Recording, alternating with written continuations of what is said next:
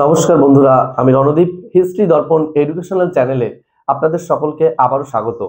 আজ আমি মূলত আলোচনা করব এসএলএসটি এসএসসি 2025 যে শিক্ষক নিয়োগ হতে চলেছে সেই নিয়োগ সংক্রান্ত লোদি বংশের যে ইতিহাসটা রয়েছে একদম সংক্ষিপ্ত আকারে আমি সেটা আলোচনা করব। আমরা পূর্ববর্তী ভিডিওতে একদম সৈয়দ বংশ পর্যন্ত সম্পূর্ণ করেছিলাম, আর আমাদের সৈয়দ বংশটা বাকি ছিল এবং অনেকেই আমাকে জানিয়েছো যে দাদা সৈয়দ বংশটা তুমি যেহেতু কমপ্লিট করেছো তাহলে লোদি বংশটা অবশ্যই করে দিও। এজন্য আমি আজকে তাদের কথা মাথায় রেখেই লোদি বংশ সম্পর্কে যে আরেকটু ইতিহাস রয়েছে সেটা সংক্ষিপ্ত আকারে শাসকদের সম্পর্কে একটু আলোচনা করব। তা প্রথমে আমি আজকে আলোচনা করব বহলুল লোদি সম্পর্কে।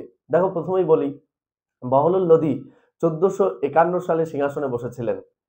তিনি 1489 সাল পর্যন্ত কিন্তু সিংহাসনে ছিলেন। একটা দীর্ঘ সময় তিনি কিন্তু সিংহাসনে বসেছিলেন।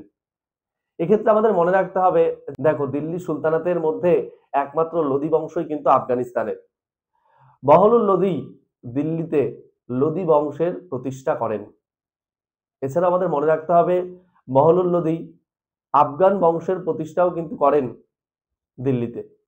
এছাড়াও আমাদের আর কিছু মনে রাখতে হবে লোদি সম্পর্কে, যেমন তিনি নিজেকে মাসাদ ই আলী বলে মনে করতেন বা নিজেই মাসাদি আলী উপাধি নিয়েছিলেন, এটা আমাদের মনে রাখতে হবে।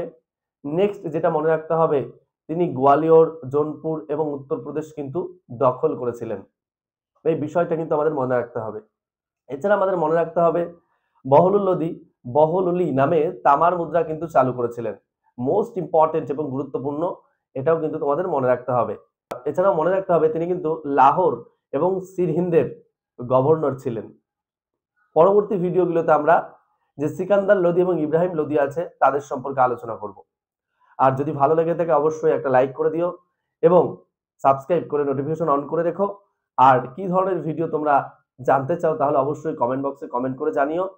পরবর্তী ভিডিওতে আলোচনা করব সিকান্দার লোদি সম্পর্কে। দেখা হচ্ছে পরের ভিডিওতে। ভিডিওটি সম্পূর্ণ দেখার জন্য অসংখ্য ধন্যবাদ।